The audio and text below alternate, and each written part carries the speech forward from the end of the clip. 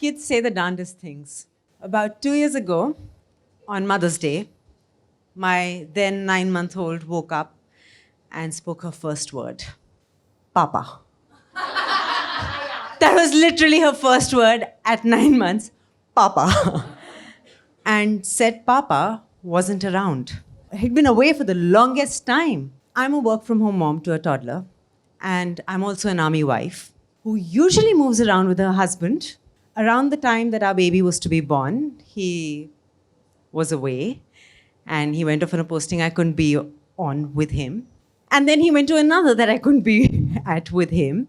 And it just went on. So today, she's just short of 3 years. And if we do the math, he spent about a year and 6 months with her. That's like counting each day. Well, like most major decisions in my life, becoming a parent was also a snap decision. I literally walked into the room and I looked at him and said, we need to have a baby. It's now or never. We go through our lives thinking of marriage and parenthood because that's just what we've been conditioned to do. I'd gone through life thinking, do I want to get married? Do I not? Do I want to marry a Fauji? Do I not? That's a very big thing because my dad was in the army too, and for us it's like, Fauji se shaadi karni hai ya nahi karni hai? And it was just one of those things that, you think about and you're like, do I want to be a parent or not? And I just reached this stage when I said, maybe motherhood is not for me.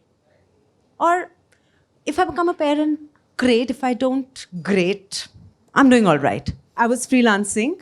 Even as a freelancer, there was, at that point in time, there was no dearth of deadlines that I was constantly missing and getting away with, and payments that I was always chasing after. I was doing well, I'd say. So was my husband at that point in time. We had our own lives. I played golf in the mornings while he worked. He played golf in the afternoons while I worked. And in the evenings, we went to party together. And it was just great. We just didn't feel the need to add another unnecessary dimension to it by having a baby. We went around saying really over smart things like, "Dusro ke bacche aur dusro ke kutte bahut achhe lagte hain."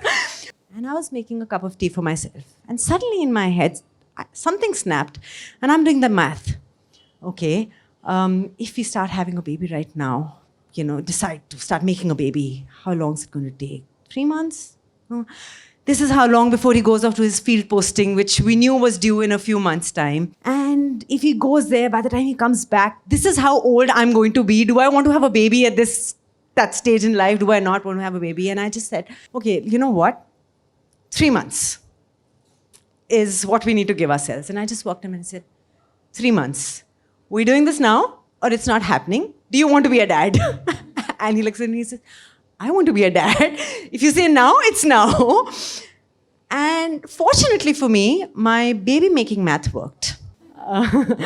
I conceived before I knew it. And but the rest of the math was all off.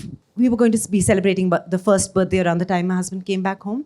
But when she was around 6 months old, he was called for a UN deputation. So he was getting onto a flight to Lebanon and we were saying bye-bye, see you in a year's time, not 1 year, not at the first birthday. Again, fortunately, we did celebrate her first birthday together, but it came down to a whole lot of other things that I didn't think I had to do, that I did have to do. I've done a lot of stuff that I wouldn't have imagined. I've brought her up by myself for a major part of time. Of course, I've had my parents and my in-laws at hand who've been supportive, like most good parents and in-laws always are.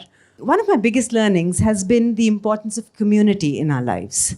I have some fantastic friends. We all have great parents. We all have great in-laws. Every time we want to turn, we talk about a village. But our village rarely extends to people who are not there. About a year ago, I received a card in my mail, snail mail. The card had gone from Bangalore to Bombay to Gurgaon and then finally made its way to this little cantonment that I was in at that point in time. The 3 of my girlfriends, they'd each written little notes to me, telling me how proud they were of me, how proud they were of the little human I'd created and how I was bringing her up. And also to remind me to take a deep breath, step back, and indulge in some self-care every now and then. It was a reminder I needed. And it came to me at a time when I was literally flailing. I had all these deadlines at hand. Being an army wife is also a job. Not just because your husband's not around, but when you're with him, there are all these demands on you. It was a reminder of everything that I just needed to do. So I looked at it, I closed the card, I put it in my little softboard to keep reminding me of everything that it was reminding me. And I went and I just lay down. And I said, okay, this can wait. And I think the very next morning when I woke up, I was a different person. You can just be the best mom that you can be. And just be that. Don't try to be the dad. It's not going to work. Which actually brings me to the next thing that I learned, which is to be realistic. You have to be realistic and you have to be accepting of reality. When I got back to work after my baby, I would never accept anything with less than a fortnight's turnaround time. I needed that fortnight because I don't know when my baby will be colicky and keep me up at night, when I'm going to be able to wake up. My husband's not around to help me. I was literally doing this alone. It's also about accepting what is real. Your baby is going to cry on a flight. Okay, there's 2 out of 10 times they won't, but 8 out of 10 times they will. And everybody around you will judge you. But there will be that one person who will come and ask, how can I help you? Always. There's always that one person who comes and asks, how can I help you? And then, if your baby doesn't cry, there will be somebody at the baggage carousel who will walk up to you and say, you know, we were dreading this flight when we saw the baby, but it was such a comfortable flight, the baby's so well behaved, and the only thing you want to do is clobber that person with your suitcase. But you just smile and you're like, oh, thank you. Yeah. Well, we try to make sure the baby doesn't cry. But the fact is, babies will cry.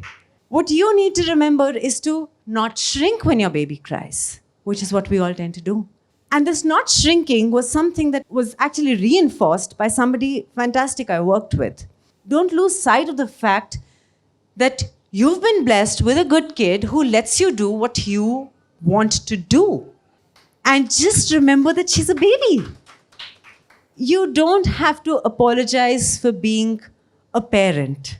I would say, work with people who respect you and respect your parenthood. The last thing literally is, you've got to do what you've got to do. Traveling with a baby is a parent's worst nightmare. And at less than 3 years, my daughter's 32 flights old. 32. You've got to do what you've got to do. If I didn't move around with her, she wouldn't get to see her father as often as I'd like her to see him. If I didn't move around with her, she wouldn't get to see her grandparents as often as we'd like to see them. If I didn't move around with her, I wouldn't be able to do the kind of work I get to do.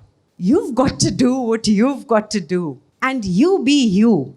My child sees me as more than her mother. She knows I work. The moment she sees my laptop, she knows she's not going to disturb me now. The other day I was visiting my parents and I was working on something and my mom was calling out to me and she goes and she says, Nana, don't disturb Mama, she's working.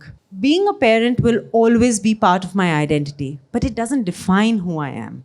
It's not all that I am. There's more than that, and she needs to know that. She's the most important thing for me in the world, but she's not the center of my universe.